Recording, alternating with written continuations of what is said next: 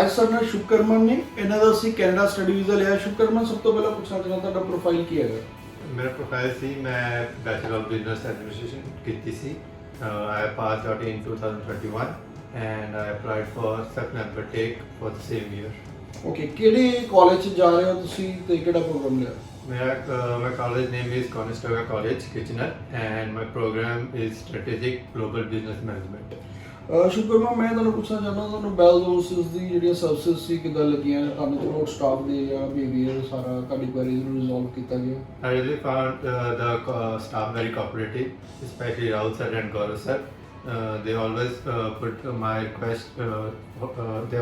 request in front of them and try to help me any way they can, and they were also very cooperative when I asked them about my queries, and they were really helpful.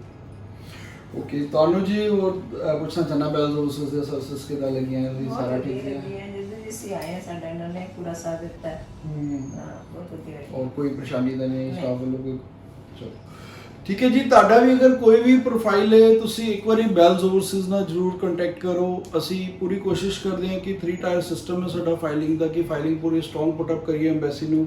ਜਿੱਦਾਂ ਕਿ ਅੱਜ ਕੱਲ੍ਹ ਪਤਾ ਕਿ Canada ਪਿੱਛੇ ਬਹੁਤ refusal ਦਾ ਦੌਰ ਚੱਲਿਆ ਸੀ, ਉਸ ਦੇ ਬਾਵਜੂਦ ਵੀ ਇਹਨਾਂ ਦਾ ਵੀਜ਼ਾ ਗ੍ਰਾਂਟ ਹੋਇਆ। ਤੇ ਬਾਕੀਆਂ ਨੂੰ ਮੈਂ ਕਹਾਂਗਾ ਇੱਕ ਵਾਰੀ ਜ਼ਰੂਰ, ਚਾਹੇ ਤੁਹਾਡਾ ਅਗਰ ਥੋੜਾ ਗੈਪ ਵੀ ਹੈਗਾ ਜਾਂ ਅਗਰ ਤੁਹਾਡੇ ਆਇਲਸ ਦੇ ਵਿੱਚ ਬਸ 6 each ਹੋਣੇ ਚਾਹੀਦੇ, SDS ਹੋਣਾ ਚਾਹੀਦਾ ਕੇਸ।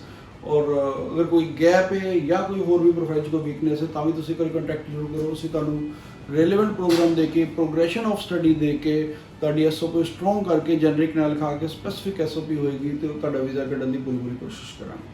ਥੈਂਕ ਯੂ ਜੀ, ਇੱਕ ਵਾਰ ਫਿਰ ਤੁਹਾਨੂੰ ਮੁਬਾਰਕਬਾਦ। Thank you sir. Thank you. Okay.